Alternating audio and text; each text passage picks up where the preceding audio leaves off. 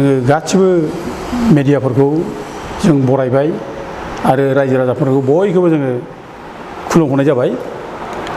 दा दिनै रायजोफ्रा प्रमद बर'खौ मिथिबायबो। दा दिनै बे जे थगायसुला मानसि, नंखाय खोथा बुंग्रा, नङै खोथा बुंग्रा, बे जेसेबां बुंदों बे नंखाय खोथा बुंगासिनो दं, मिसा थारायखोरै जेसेबां बुंदों बे थगायनाय मिसा खोथा बुंनाय बेजों फैगासिनो दं।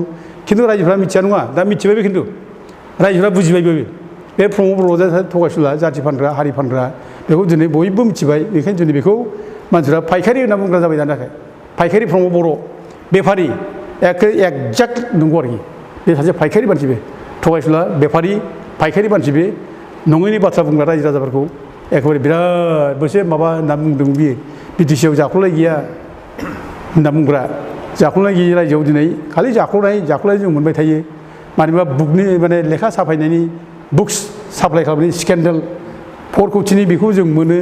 दिनै साख्रि ओंखारबाय बिटिसिआव, साख्रि ओंखारनायाव 8 लाखनिफ्राय 15-20 लाख बे नङाबा दिनै साख्रि मोना। ओमफ्राय बे साख्रियावबो दिनै सोर मोनदों? गावनि इएमफोरनि फिसाफोर, गावसोरनि बंस'फोर, बिसोरसो मोनजोबो। फेरेंगानि न'खरनि मानसिया मोनजोबदों गासैबो बेबायदि आरोखि। दा अब्ला जोंनि बे गोरिब गुन्द्रा फिसाफ्रा लेखा गोरों जानानै बिदिब्ला थाखा फैसा गैयाबा मोनलांला नामा बिदिबा? बोरै मोनबावो बिदिलाय?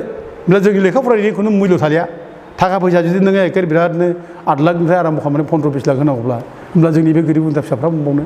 नोंनि बे बिराद जाख्ल'नाय गैयै बिटिसिआ होमब्ला बोरै जाखो बिदिबालाय? नोंथ' होमबा मिसा खोथा बुंबाय थादों। दा बेफोर जिनिसा दिनै रोखा नुजाबाय। दा दिनै बे प्रमद बर'नि थगायनाय मिसा खोथा बुंनाय बेखौ दिनै रायजोफ्रा मिथिबाय, हमनो हाबाय। दिनै बेनि थाखायनो दिनै बे खारहां बारहां जाबाय।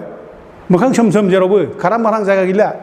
गावनि समस्ति हजों तामुलपुराव, बे जायगायाव दिनै जायगा गैयि मानसिया मा जादों? जायगा नागिरबा बबाव थांनो मोजां, बबाव थायो मोजां, बबाव जायगा मोनगोन? दा दिनै दतमायावसो मोनफैयो दाना बे। दतमायावसो बे इलेक्सन गेलेनाय जायगा मोनफैबाय बेयो। लासिं बेबो बे एथ' थगायसुला, जाथि फानग्रा, रायजो फानग्रा, हारि फानग्रा, राव फानग्रा बे प्रमद बर'आ दिनै दतमायाव इलेक्सन गेलेफैबाय।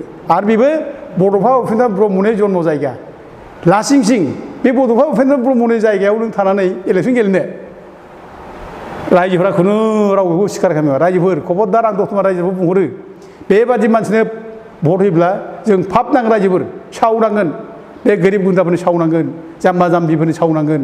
दिनै बे प्रमद बर'आ जाम्बा जाम्बिखौ थगायदों। दिनै मिसा खोथा बुङै जोंनि जाम्बा जाम्बि जायफ्रा गोरिब गुन्द्रा, सैथो खोथा बुंग्रा, मिसा खोथा बुंनो रोङा, थगाय रोङा, बिराद मोजां समाज जानानै थादों। गावजों गाव फिसा मोनसे खोथा बुंब्लानो, गाज्रि खोथा बुंब्लानो खौलोबोन थार नांलायग्रा, दाय मावब्लानो समाजाव बिसार खालामनानै समाजखौ गोग्गो खालामना लाग्रा। दिनै बे समाजाव दिनै गुबुंले खालामना होदों प्रमद बर'आ, थगायनाय मिसा खोथा बुंनानै। दिनै ओंखायनो दतमानि रायजोफ्रा खबरदार, जों बेबादि मानसिनो भट होनानै पापनि जों अंशिदार जानो नाङा, जों पापनि बाहागोगिरि जानो नाङा। दाहोथार सासे भट होना, आरो जोंबो बेखौ होखारनो थाखाय जों थांगोन, दतमायाव थांगोन जोङो। प्रमद बर'खौ होथारनाङा रावबो। दा दिनै साबधान, जों दिनै नुखाबाय रायजोफोर। दा जाय मानसिया थगायसुला, जाय मानसिया नंखाय खोथा बुंग्रा, जायगा थाया, एसे समल' नांगौ, समनिल' बाथ्रा, समानो गासिबो माने खोन्थालांजोबो, समानो गासिबो रायजोफोरनो बोला होजोबो, रायजोखौ समानो थुलुंगा होयो, जांख्रि होयो, समानो रायजोखौ फिदिङो, बोखांनानै लाबोयो। समा ओरैबायदि रायजोखौ माने आवगायनो थिनो सैथोजों। दा दिनै जाय थगायसुला मानसिफोर दिनै नुबाय नेपालाव मा जागासिनो दं। नेपालनि राजाफ्रा, बिनि खुंगिरिफ्रा दिनै रायजो गारि खारलांदों, दिनै न' बां सावजादों। दिनै मानो? बे इलेक्सनखौ लाथों प्रमद बर'आ, बेबो गवा दिनै रायजोफोर। बे माबा तामुलपुरनिफ्राय खारबोनानै दतमायाव बे गगोन नुदों। बे ओमफ्रायबो खारनांगोन बे रायजोफोर, बे थानाय जायगा मोननाय माबाया, बेयावबो होखारजागोन। बेखौ जों होखारनांगौ, थानो गैयै जायगा खालामनांगौ। जेरावबो बे जायगा गैया, बेबायदि थगायसुला मानसि, बिदि लांसुनाय मानसि, जाथि फानग्रा मानसि, हारि फानग्रा मानसि, बेहा खुनु जायगा गैया। रायजोफोर बेखौ दोननो नाङा। एबार भटआव जों बेखौ होथारनाङा, रावबो बेखौ होखारथारनांगौ। आं बेखौ बर' रायजो राजाफोरखौ बयखौबो खावलायहरो। आरो लोगोसे आं बेखौनो खावलायो जे रायजोफोर, एबारनि भटआ ओरैबायदि गाज्रि मोनसे परिस्थितिजों जानो हादों। बिसोर सान्तिनि खोथा बुंब्ला, प्रमद बर'मोनहा सान्तिनि खोथा बुंब्ला असान्तिखौ बिसोरनो खालामो। दिनै मानसि बुनाय, मानसि माने न' बां सावना होखारनाय सोर खालामदों? फिन दिनाव जागासिनो दं। हाग्रा बंग्रायाव दिनै गोरिब गुन्द्रा मानसिफ्रा दिनै रायजो जादोंमोन। रायजो जाफुनाय मानसि मोनसे सिमां नुदों, हाग्रा बंग्रायाव थानानैबाबो, गोरिब गुन्द्रा जाम्बा जाम्बिब्लाबो जोङो फिसा फिसौखौ मोजां बानायनि, रायजो जानो जोङो रुजु रुमु जेरै दस्राफ्रा जौगादों बिदिनो जौगानो। दिनै मा खालामदों बिसोरो? बे गोरिब गुन्द्रानि सिनस्रि सिफायनो थाखाय जों न' बां सावदों, न' बां बुख्रुबदों, दिनै मन्दिर मल्ला माने बुफायदों, गिर्जा बुफायदों, बाथौ थानसालि बुफायदों। बेबायदि माने प्रमद बर'नि नेतृत्वआव जागासिनो दं। आरो जों बेखौ नुनानै दिनै रायजोफ्रा जों खुनु दिन बे मानसिखौ जों दा दिनै लाय होनो हाया आरो बिनि उनाव खुनु सान्थि गैया।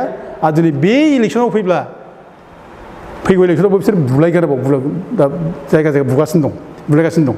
आरो बेखौ बे फेरेंगा बाबुनि समाव बेथ' क्रिमिनेल मानसि फेरेंगाथ' बेथ' मानसि गावथारनो थिननायनिबो रेकर्ड दं बेहा दिनै बेबो ओंखारबाय। दा गथिखे बेबायदि मानसिफोर थानाय जायगायाव दिनै खुनु सान्थि जाया। बेबायदि मानसिया सोरखौबा बुनो थिनगोन, सोरनिबा मटर बुफायगोन, सोरनिबा अफिस बुख्रुबगोन, गुन्दा फिसिगोन। दाथ' जों खोनादों फेरेंगामोना दिनै एखेबारे नै बावखुंग्रियाव खुन माबानि उदालगुरि मानसि दोनफैलायदोंनो, अबा निसिमानि मानसि दोनफैदों, गावनि पार्टि मानसि, चिरांनि मानसि फैदों। हा मानो दोनफैखो बे जायगायाव मानो नांगौ? बे जायगायाव जोंना मानसि गैया नामा? रायजो राजा गैया नामा? बे जायगायाव रायजो राजाखौनो बुजायनानै मावना बेजोंनो, खिन्थु बे जायगायाव बेहा जायगा गैया थारमाने, जायगा गैया। बे जायगानि मानसिया बेखौ होखारनांबाय। बेखायनो दिनै बाहेरानिफ्राय हायार लाबोनानै मानसि दोननानै बेजों बुलाय सोलाय खालामनादों, बुख्रुब बुख्राब खालामनानै दिनै बिसोर पावाराव फैनो नादों। दा रायजोफोर जों सान्थि भाबैनो जों बिसोरखौ फेजेननांगौ, सान्थि भाबैनो जों भटखौ होनानै बिसोरनो साबसे मानसिया भट नङा बिसोरखौ फेजेनथारनांगौ। आं बेखौ रायजो राजाफोरखौ फैगौ भटआव बयबो दोले बोले फैनानै इउ पि पि एल खौ होखारजोबनो थाखाय आं खावलायनानै आं नोंथांमोनखौ खुलुमहरनाय जाबाय।